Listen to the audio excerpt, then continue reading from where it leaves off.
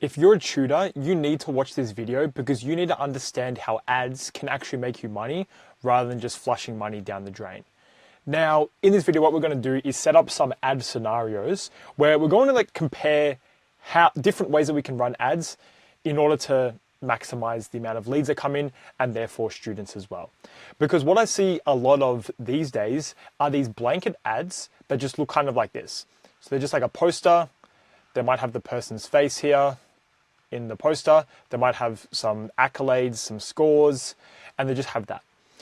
And then this might cost, let's say, $50 per day, something like that. Now, when you're running this ad, or when you're running any ad, you have to think about what problem are you actually solving when you're spending that money. Is that money actually getting you anything in the end of the day? They're the analytics and that's the data that we need to gather in order to see if it's actually worth running your ad. Because if you're just running your ad $50 per day and it gets you nothing, then you're just wasting $50 a day. And you're wasting effort and time and hope thinking that students are actually going to see this ad and think that they're going to join you. So I'm just going to come up with a really basic alternative. I don't recommend this, but just another alternative. If you have a different ad, right? So this might lead to, I'm not sure, let's just say 0 students, right? Because that's my opinion. In my opinion, those types of ads do not work at all. But let's say if we had another ad where we said, book a call for a free trial, or some sort of video ad or some sort of static ad that looks something like that. And let's say you spend $50 per day on this. And $50 a day, if you want to calculate that per week, just to have a bit more of a realistic number, this would be $350 per week. So let's say you spend $350 per week, and then at the end of the week, you hypothetically get 1 call. Actually, let's make it 2 calls. Because we'll say 2 calls, and then from the 2 calls, you might get 1 student. So you might think, oh, I spent $350 an ad, but I only got 1 student. But that 1 student, depending on how much business they give you, it could be a worthwhile investment, because 1 student might pay $50 per week, and after 7 weeks, so let's say $50 per week they pay, and after 7 weeks, that's $350 for 7 weeks. So after 7 weeks, you made $350, which paid back whatever it costed you to run the ad. And what you can see here is that after running the ad for a week, you spend $350 on ads, you get 2 calls from that, and then from there you get 1 paying student, and they join for 7 weeks in a hypothetical scenario. After 7 weeks, your ad has been paid off from the business made from that ad. So this ad is what I like to call a call to action. What's happening? So this is a call to action. There's a lot of writing on this screen so far. So a call to action is an ad where you prompt the student to do something. Now, these are the types of ads that you need to be running for your tutoring business, because again, this ad has no call to action. The main thing that I see in this ad is just braggadocio of what your accolades are, how many years of tutoring experience you have. If you really think that that ad is going to get someone to join, it's not. There's lots of things that go into marketing, but just putting your accolades is a very, very small part of the marketing and the sales process. Now, when I was running my tutoring business for 4 years, this is what I was trying to do at first. And it did not work at all. And I was thinking, why isn't it working? Why isn't this way of marketing working?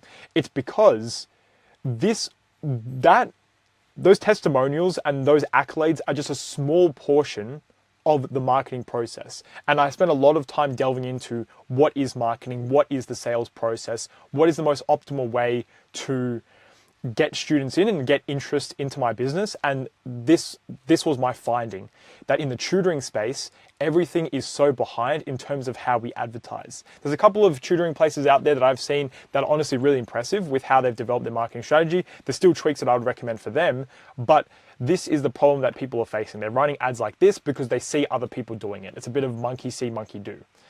But if you want to develop a full ad strategy that actually makes you money, then you need to be tuning into this video, because this was just one basic change that we made. And you can see that there's actually a call to action, and the call to action can actually make us money. This is not prompting anyone to do anything. Just a post and a poster with your picture and a bunch of words on it pretty much. But it's not enticing to students. You have to think about what is actually enticing to the students. What do they actually want to see, and what do they want to hear when they're when they're listening to an ad. So that's one small tweak that you can change already. Now, also another thing, static poster as an ad, in my opinion, does not work because it doesn't entice someone. It's like scrolling Instagram and you just see a static post. No one really reads it. They just scroll past. So you have to think about what you're actually doing and what the purpose is of running the ad. Again, everything that you do should have intention and should have purpose behind it. This ad here, I'm not saying this is a perfect campaign. I would never, the campaign that I run for my tutors and my tutoring business clients, it's definitely not as simple as this. It's more it's developed after a lot of research that I've done and a lot of testing that I've done in the field with my tutoring business. But this is a slight improvement from what we see above. Now, again, depending on how good your ad is, this $350 per week might get you a certain amount of views, and that this is gets us 2 calls. But if we can make our ad better in certain ways, I have scripts that I give out to my students, my tutoring clients and my tutors that would bump up this call ratio to a lot higher. Because you have to imagine $350 per week is $175 per call. It sounds like a lot. It's probably not. These are hypothetical numbers. It sounds like a lot, but it's probably not too much. So I'll just say $175 per call. But of course, the goal is to minimize the amount that you spend per call. And of course, if we have 2 calls and we convert 1 student from that, we want to be increasing that ratio as well. I found through my business that initially I was very low, maybe 10% of people joined after they hopped on a call, but I was able to develop my sales techniques in a way that got me to about 50% close rate for sales calls. Anyway, very slight improvement from, I guess we could call it strategy A, and we call this strategy B. Now, the key thing about this strategy in terms of running ads is that it's one-to-many. You run one ad and it targets many people. But what you have to do when you're running this is free advice, so you need to be really paying attention to this because this is what I usually give out to my paying clients. So just absorb, just absorb as much information as you can. Now, when you're running an ad, if you just say book a call for free, I'm just going to record an ad right now. I'm just going to pretend that I'm recording an ad that is not a good ad. If you're in year 12 methods this year, book a call to see how I can help you with your year 12 methods scores this year. When you hear that, what do you notice? Again, I just made it up on the spot. I just kind of said something that was on the top of my mind. But when I say that, it's not enticing from an emotional perspective. If I say if you're in year 12 this year, that gets a certain audience, but there's no emotion attached to it. Book a call. Why do I have to book a call? I'm just going to swipe next to the next post. You have to give them reason and also emotion and also induce an emotion for them to join a call. So if I say something along the lines of, if you're in year 12 this year, there are only 90 days before your VCE methods exam. That is invoking emotion in a way that puts a certain amount of, so it's invoking emotion because it's calling to urgency. They're only 90 days before their exam. They need to start buckling down if they actually want to succeed. So when you're doing your marketing, it doesn't necessarily have to be in videos, but it could be just the messaging with all your posts as well. It has to be invoking some sort of emotion and it has to be calling to a certain thing. So that was a call to urgency. Now, I can adjust it in a certain way. If you're doing year 12 this year and you failed your first SAC, now they have a sense of fear because they may have failed their first SAC, and when they hear that, it resonates with them and they want to fix it. So it's the highs and the lows of emotion that really catches their attention. If you're in year 12 this year and you failed your first SAC, that is a low of emotion because you're reminding them that they didn't do that well in their first SAC. But then you can, the emotion curve, so if you're in year 12 this year, you failed your first SAC, it's never too late to increase your scores. I have this, click the link here and you can get something, whatever. So you have the low of the emotion and then you have the high of the emotion. And that change from low to high is what actually entices students to be invested in what you're saying. If I just say, if you're in year 12 this year, I book a call with me and see how I can help you. It's very stagnant. It's no change in emotion with that.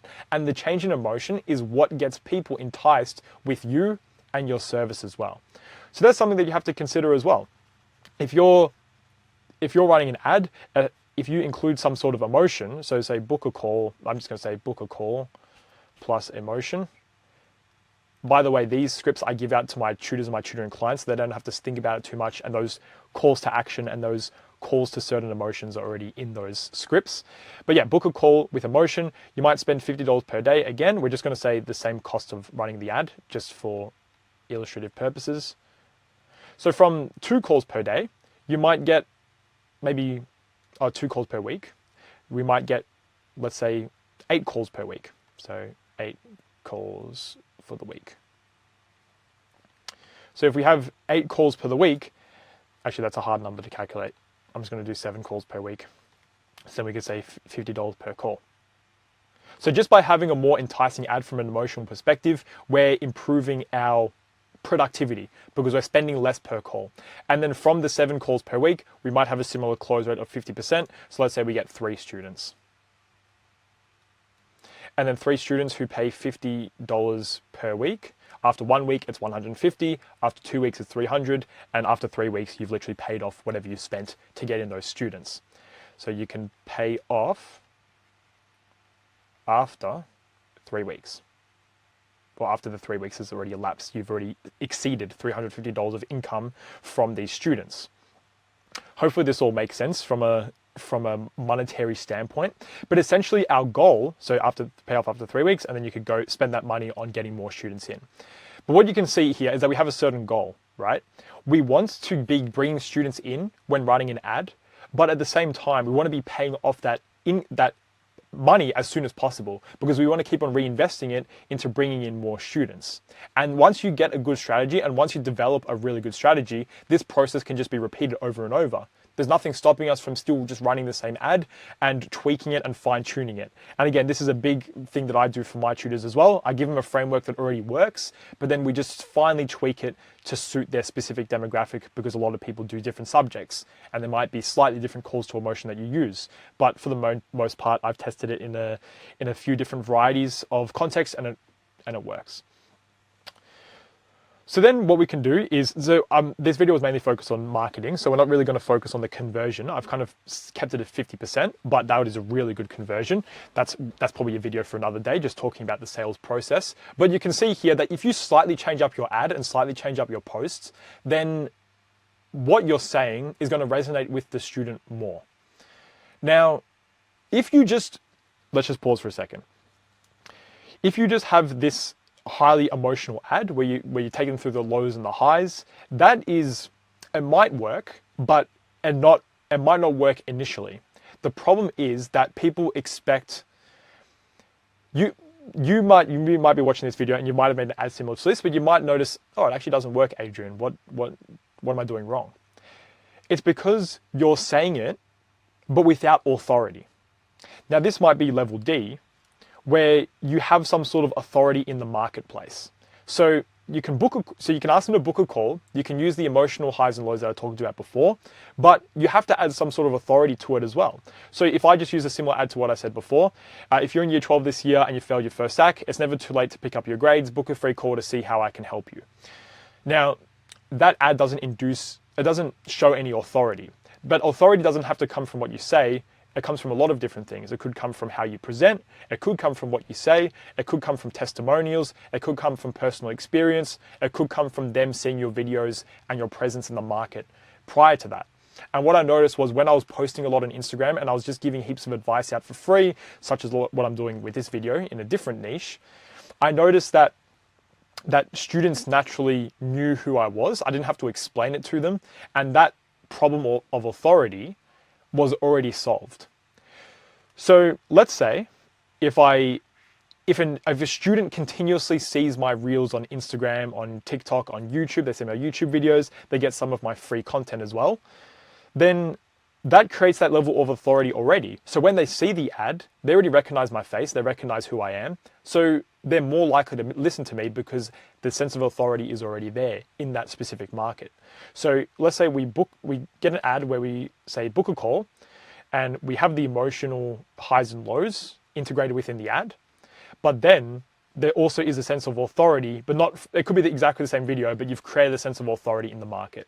So again, we're going to say $350 per week that you spend on ads. So from that, because you've nurtured your audience and you've probably created a bit of authority through what you're saying, instead of 7 calls per week, you might get 14 calls per week. And essentially all these numbers will essentially halve in terms of how much you're paying. So 14 calls per week, you're going to be spending $25 per call. And literally, if you get 7 students in from those 14 calls, then, and they're paying $50 per week, after 1 week, you're making, so 1 week, you're going to be making $350. So literally after 1 week, you're going to be paying off the ad that you ran to get in those 7 students. And again, all these numbers are hypothetical, but we're using this as a comparison purpose. So we're saying we're building up from this silly poster ad and we're increasing bit by bit. And you don't have to make the jump from here to here straight away. And I don't recommend that either, because you need to practice your presentation skills. You need to practice how you manage your leads. You need to figure out a process to do that. It's no point running a calls if you're not sure what to do after that. You need to be practicing your process. So I'd actually, even though this is not the most effective strategy, I'd recommend jumping from A to B, because you're taking a small step. And if I'm candid, then the main things that students struggle with at the start, or tutors struggle with at the start, are first showing their face. Now you might be thinking, I'm able to talk, I'm just freestyling this video. This wasn't a scripted video, and I'm able to talk in a way that I can talk to the camera very, I guess, in an easy manner and in a natural way. That took a lot of time for me to practice. I was tutoring for 6 years. I taught at Monash University for 3 years. I was recording videos for Monash University for the subjects I was teaching. I've presented at work in multiple different jobs. I think I mentioned before, I already tutored. I made YouTube videos for the tutoring business. I made ads for the tutoring business, Instagram videos, etc., etc. If you go back to my first videos, if you go back to the first couple of years of my videos, they're nowhere near as comfortable and confident as this video. So you have to, first of all, practice your presentation skills, and then you have to expose yourself to showing your face on camera. And the biggest fear that people have is, people from high school might see my videos and might judge me. Yeah, I had the same fear as well, and I had the same belief, and eventually you just get over it. And I'm not saying you should just get over it. I'm saying you will get over it, but it comes with practice. So just do a voiceover first, and then show your face. And then, or just show you static pictures, and then you get up to the point where you're showing your face completely. The confidence will build. Confidence builds from past evidence. So just continue showing your face, and you'll eventually become more confident. That's the first thing I notice people struggle with. But that's a big thing, because confidence is, so I'm just talking about confidence as one thing, but then also the presentation skills are another thing. So they're 2 different things. Now, practice in front of the mirror, record yourself. You don't have to have a fancy camera or anything. I just use my iPhone pretty much, because phones are such good quality these days. And I have a microphone now, but before I didn't really have like a really good microphone. So I don't think that that's super necessary either. Just for this video as well, I'm recording it on my computer, so I'm using a webcam. And it's just like a 1080p webcam. So you don't need anything super fancy. Now, in terms of your editing, same thing as well. You don't need crazy editing skills. I give templates out to my tutoring business clients for them to use, and they just kind of copy and paste things into there. But even then, those edits aren't super crazy, because I don't think that crazy editing is necessary. It's more about your message and who you present yourself as. So just make sure that your editing is basic, but it's not too fancy. I don't think not too fancy. I see people going crazy with the edits and the graphics. I don't think that's necessary, because A, it's a waste of time. B, it's also costing you money as well. So we want to be limiting the amount that we're spending, and we want to be maximizing the amount that we're spending on the ad, because the ad is directly getting us students in. So just, if we want to summarize this video, make sure that when you run an ad and when you're posting on Instagram, on YouTube, on whatever, on Facebook, or whatever, on Gumtree or whatever you're posting on, you need to make sure that there's a purpose and there's an intention behind what you're posting. So first, just change your ad as a poster and add a call to action to it. Once you have a call to action, then you need to be incorporating this emotion, highs and lows, and you also need to be incorporating some sort of authority. But again, the authority doesn't come with necessarily what you say, it's how you present yourself, how people see you in the marketplace, and your expertise behind all the advice that you give as well.